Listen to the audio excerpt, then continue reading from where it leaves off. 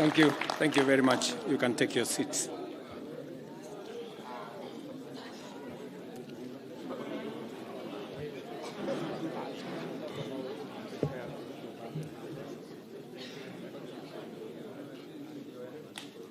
When I assumed office 20 months ago, our country was facing tremendous economic challenges, escalating cost of essential household commodities, high fuel prices, rapid depreciation of the Kenya shilling, and spiraling public debt were threatening to ground our economy. My administration has worked hard and consistently so that today, the prices of essential commodities like unga have dropped from 240 shillings for a 2-kilogram packet to Kenya shillings 100, majorly attributed to our fertilizer subsidy program, the resilience of our farmers, and good rains that were given to us by God. During the period, we reduced the price of fertilizer also from 7,500 to 2,500. Petrol prices have come down from a high of 217 to now 187 a litre. The shilling has strengthened against the dollar from a high of 165 to now 127, 128. We have made significant progress in pulling the nation back from the brink of debt distress. Our debt situation is better managed, and our budget now has space for investment and in programs aimed at easing the hardship on vulnerable people and creating opportunities for our young people. Our GDP grew by 5.6% last year, ranking Kenya among the 27 fastest growing economies in the world. Our inflation figures have fallen from a high of 9 and 8 in May last year to 5% in April this year. It is instructive for the nation to know that for every 100 shillings we collect as taxes, we spend 61 shillings in debt service. We have paid Kenya's Eurobond debt that was borrowed in 2014 of $2 billion that has been hanging around our neck. We paid the last installment of $500 million last week. Today, Kenya's debt burden is much less, more sustainable, and we are on course to redeem our country from the discomfort of debt and assert our sovereignty. Early this year, Treasury had proposed a budget of 4.18 trillion. I did direct that it be reduced by 200 billion to come down to 3.99 trillion. The Finance Bill 2024, generated to actualize this budget, underwent public participation, which resulted to concessions by which we agreed to drop proposals on VAT on bread, motor vehicle circulation tax, VAT on locally manufactured diapers and sanitary pads, as well as excise duty on money transfer services, among others. The additional tax measures we had proposed in this year's finance bill were to raise money in the tune of 346 billion. When the concessions were made, subsequent to public participation that was undertaken by Parliament, that came down to 200 billion. I had made this proposal taking into account our situation and the priorities that are there. I want to thank the members of Parliament seated behind me and those who voted yes for identifying the priority areas of our nation. Because when I made the proposals to Parliament with my cabinet, we had certain critical priorities for the nation. Number one is our agriculture. We did make recommendation, and part of the money we were going to raise from the finance bill was 10 billion shillings that will go to fertilizer subsidy, 18 billion shillings that would go to making sure that junior secondary school teachers, 46,000 of them would be confirmed on permanent and pensionable basis. We are very clear in our minds that education being the greatest equalizer, no child in Kenya should go to a school where there is no teacher or where there are no adequate teachers. It is because of that reason that in this finance bill also, we had committed to hire an extra 20,000 teachers. We also had envisioned, because of the program of last mile connectivity to homes, especially in rural areas, we had committed 14.5 billion shillings, 50 million for every constituency for the last mile connectivity. Because we realize that there are many people who today cannot go to hospital because they cannot afford, because they have no health insurance.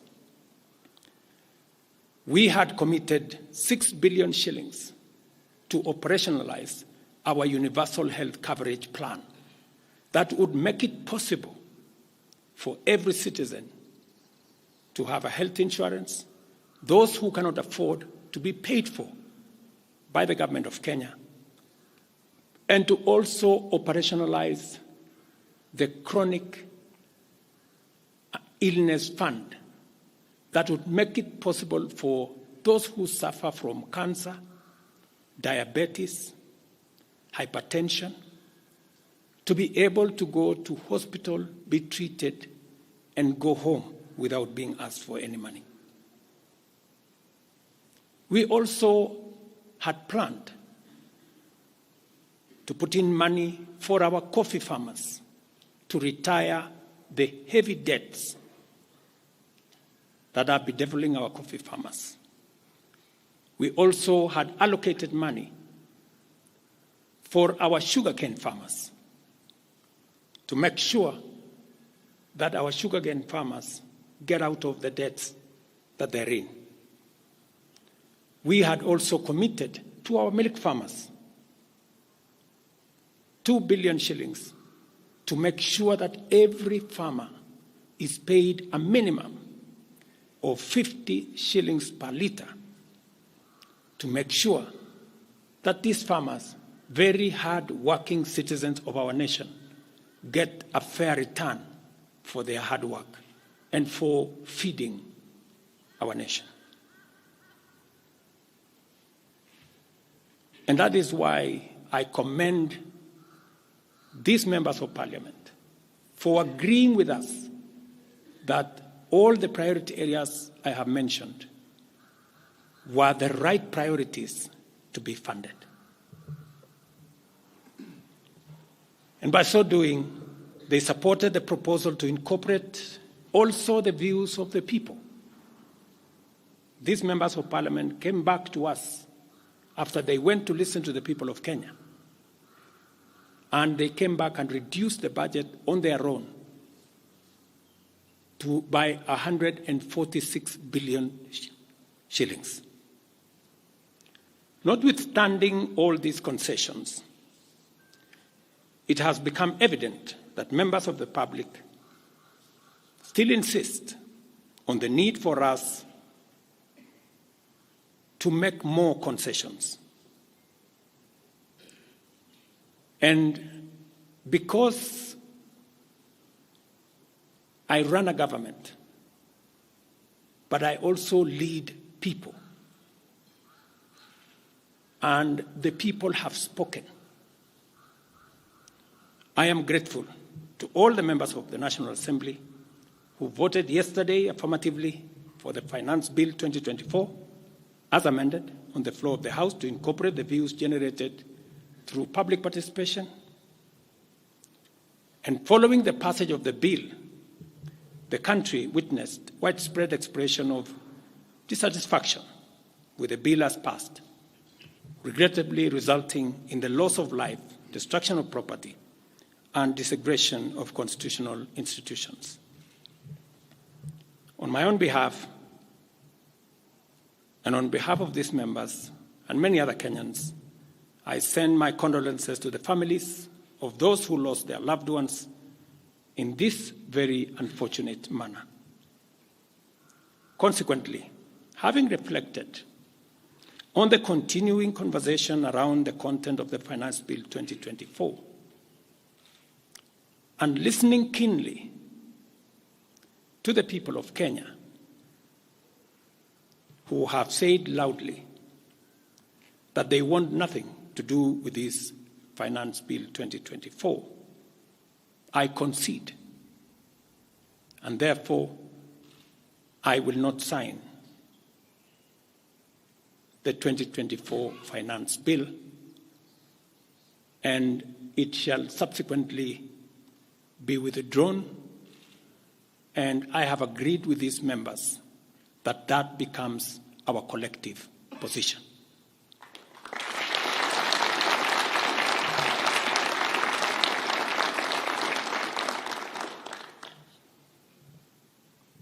Accordingly, there is need for us as a nation to pick up from here and go into the future. And I am therefore proposing that because we have gotten rid of the Finance Bill 2024, it is necessary for us to have a conversation as a nation going forward. How do we manage the affairs of the country together? How do we manage our debt situation together? How do we work on the budget with the deficits that now exist together? And as I committed last Sunday, I will be proposing an engagement with the young people of our nation, our sons and daughters, for us to listen to them. As I said on Sunday, listen to their views, listen to their proposals, their ideas, their concerns, and what they think we should do better as we go forward. I am also recommending a multi-sectoral, bipartisan, multi-stakeholder engagement from civil society, religious organizations, professional bodies, for us as a nation to speak to the future of our country, again, together. And this will be on matters that are contained in the bill and matters that the people of Kenya have canvassed in the conversation that has been going on. In this regard as well, I am directing for immediate further austerity measures to reduce expenditure, starting with the Office of the President, the entire presidency, and extending to the entire executive arm of government. Operational expenditure in the presidency be reduced to remove allocations for the confidential fort, reduce travel, hospitality, purchase of motor vehicles, renovations, and other expenditures. This will cover the entire presidency and also the executive arm of government. I also propose that equally, Parliament, the judiciary, and county governments, working with the National Treasury, also undertake budget cuts and austerity to ensure that we do live within our means, respecting the very loud message that is coming from the people of Kenya.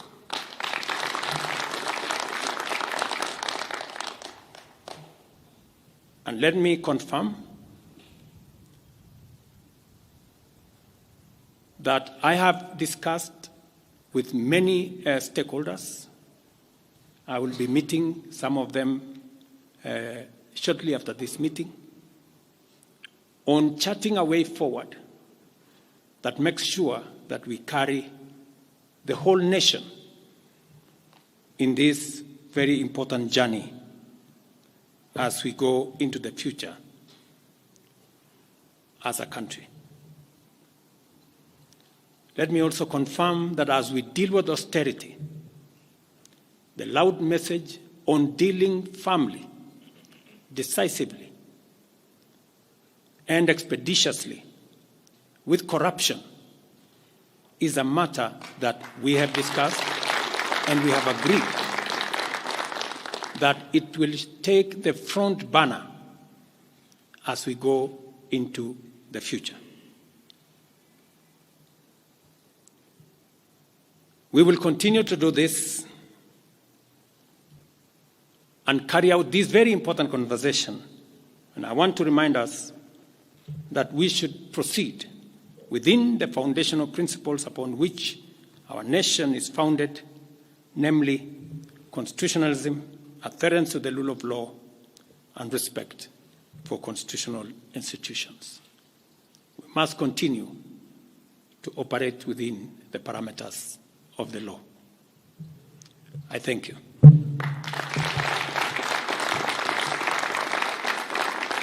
I will take a few questions, 3 questions to be specific. Thank you, Your Excellency. And the first question will start with Elizabeth Mutuku from TV47. Good evening. My question is on young leaders from the Gen Z generation who were abducted yesterday and the day before yesterday. What happens to that? Second, there were young people who were killed during the demonstrations. What do you speak of that as the head of state? Thirdly, how do we move forward on the budget cuts, especially now that you've said that we're going to have austerity measures, yes, but how then do we secure development? Thank you very much. Please. No, it's okay. So I have said young people, 6 to be exact, 6 people yesterday lost their lives. Very unfortunately, they shouldn't have lost their lives. And I have said it is a very unfortunate situation. I wish that would not have happened. And there is a framework that will make sure that those 6 Kenyans who died yesterday will be accounted for. Number 2, I did promise the country that there will be no extrajudicial killings going forward. And ever since I came into office, there is not one incident of extrajudicial killing. What you said about abduction are statements that were attributed to some of our civil society groups, but all the people they mentioned have since been found in police custody, and those that were already processed were already released. On the matter of development that you have said, minus the finance bill, it means that some of the development programs amounting to 200 billion shillings, we will have to cut down, to delay them. They will have to wait, some of them, for next year. We will try it again. We will try next year to find some money. Some of them we will have to cancel, because that's the nature of things. And it is because the people of Kenya have spoken loudly that they want a leaner budget for us as a country. Question number 2. We'll take the next question from Busara, K24. Naam, swali langu la kwanza ni wazi kwamba matumaini ya vijana wa Gen Z na baadhi ya Wakenya kwa wabunge yamepungua kabisa ama hata yamepotea. Kwa hivyo kama rais unachukua hatua gani kuhakikisha kwamba tunawahusisha vijana katika maamuzi muhimu hasa katika masuala ambayo yanalenga taifa ama ujenzi wa taifa? Swali lingine, je, utahakikisha vipi uwazi katika mpango wako wa kupunguza matumizi serikalini? Maana yake umesema kwamba kuna austerity measures. Je, kutakuwa na transparency? Na swali la mwisho, ningependa kujua kama pengine kutakuwa na fidia kwa wale ambao walifariki, hususan kwa familia kwa wale ambao walifariki hapo jana, na je, serikali itasimamia malipo ya wale ambao wako hospitalini hivi sasa wanapokea matibabu kutokana na majeraha waliopata hapo jana? Asante. Thank you very much. About 214 Kenyans were involved in various skirmishes, and many of them went to hospital. 95 of them were treated and released. Some of them, I think one is still in ICU, and others, I think 14, the minister is here, are still in hospital. But majority of them were treated and released yesterday. As I have told you, on those who lost their lives, there will be a mechanism of how they will be accounted for. On the young people whom you have said, how do we listen to them? Let me say the following. Number one, I did make a very clear, determined program to create opportunities for young people to work. It was in our manifesto. It is in my plan. As I talk to you, 3 of the programs are going on. The housing program today has 160,000 young people working as engineers, as architects, as quantity surveyors, plumbers, masons, carpenters, artisans, transporters, accountants. We have 160,000 young people working, because I did take the decision that if we don't deal with millions of young people out of school, out of college, who have certificates and they don't have jobs, they will soon become a very big challenge for us as a country, as we are witnessing at the moment. All the young people you see, they are looking for opportunity. They are looking for jobs. And that is why our housing program, once it is fully rolled out, we will have a minimum of 500,000 young people working in our housing program. Number two, I have been very clear on making sure that additional to our housing program is our digital infrastructure, the digital superhighway, the digital hubs, and the whole ecosystem of what we are doing in creating digital jobs. I was in Ruto with Honorable Kingara, who's right there, not more than a month and a half ago, launching a hub that will hire 4,500 young people under CCI. In this budget, we had added 10 billion shillings to CDF for them to be able to construct ICT hubs in each ward in the Republic of Kenya. That would give opportunities for 200 to 300 young people in every ward to access internet, to be trained, to have a hub, and to monetize their digital skills. We will still find another way of implementing this plan, even if we have to cut back on CDF, if that is what is going to happen. Again, because we believe that young people deserve opportunity. As I talk to you, we've just concluded 3 bilateral agreements, one of them with Germany, on export of labor. Because we have negotiated with many countries who are interested in the high skills of Kenyan labor. And we have an ecosystem, we now have a plan on how we are going to make sure that the young people in Kenya get opportunities to work either in Kenya or outside Kenya. In fact, just last week, I saw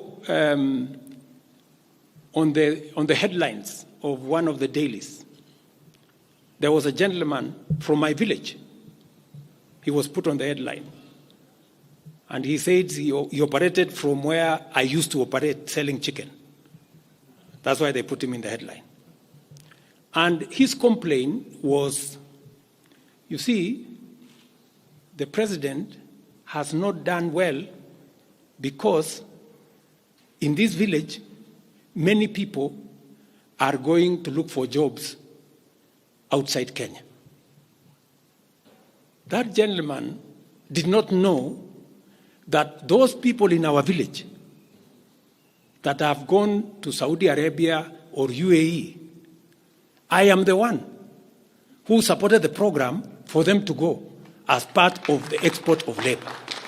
So he thought that those people were going away because there were no jobs in Kenya. But it is part of this plan I have kept on talking about, because I think it was called Misoy or somebody. If you go and check the headline, I think of last week, Thursday or Friday, he was there. He didn't know, the good young man, that I think we have almost 500 or 400 and something people around that village that have actually gotten jobs outside Kenya. And they are changing that village. And that is actually an admission by that gentleman that our plan on export of labor is working. And number two, that when we committed ourselves to making sure that we create opportunities for young people to work, we meant it. So we have a program on housing, we have a program on digital jobs, we have a program on export of labor, we have a program on the whole manufacturing sector. Let me give you another example. Now I'm talking this as a leader. We deliberately, last year, said we cannot continue to import products that we can manufacture in Kenya. One of them was clinker, cement, furniture, steel. What has happened the last 1 year? Very many, in fact 5 to be specific, companies have sought licenses in Kenya to do clinker, to do cement. And last year, because of what we did, we reduced the import of clinker by 95%. We saved foreign exchange. We created jobs locally. I was in West Pokot with my Minister for Industrialization. I'm sure the members of West Pokot, they are here. They were there with me in West Pokot, opening a clinker factory that now hires 2,500 young Kenyans, with another almost 2,000 as drivers, support staff. A big market now in West Pokot. Expanding manufacturing in Kenya is the right thing. And it is the reason why some of our policy interventions on matters like imported stuff that are being manufactured in Kenya. For example, we have said substandard, low-quality imported sanitary pads from China and other places. How can they come into Kenya when we have 10 companies in Kenya hiring Kenyan young people? How can they come and compete here? All the products that we are manufacturing locally, we must protect our local industries so that they create jobs locally, so that they create opportunities locally. In this finance bill, you will also see that we have imposed duty on potatoes from Europe. Surely, how can we continue importing potatoes from Europe? And we have farmers right here in Kirinyaga. We have farmers right here in Nyandarua, in Molo, in Timau. How can we justify? How can anybody take offense that we have imposed duty on imported potatoes? We have put duty on imported eggs, on imported onions, because we must protect our local farmers. Every country does that. Every country does that. I was negotiating with the Prime Minister of India because they are imposing duty on our avocados. I was in Korea negotiating with the government of Korea because they are imposing duty on our tea, on our coffee, and on our macadamia, including our avocados. Every country does that to protect their market, unless there is a mutual agreement. So these are amongst the things we are doing to make sure that we grow our local manufacturing, create local jobs, create local wealth. That is how we are going to move forward as a country. We cannot continue to be a supermarket for other people's factories. It is important that we also produce our own products. Our young people can produce products in Kenya which are of high quality, which are of international standard, and we can do that. So I just wanted to clarify this point because it is addressing the young people of our country. And I am looking forward to a conversation with my sons and daughters, the young people of this nation, to explain to them the opportunities that they have, and I want to listen to them. What additionally do they want me to do? What can we do better? And how can we move the country forward together? Thank you very much. Thank you, Excellency. That marks the end of the question session. Thank you very much, Your Excellency.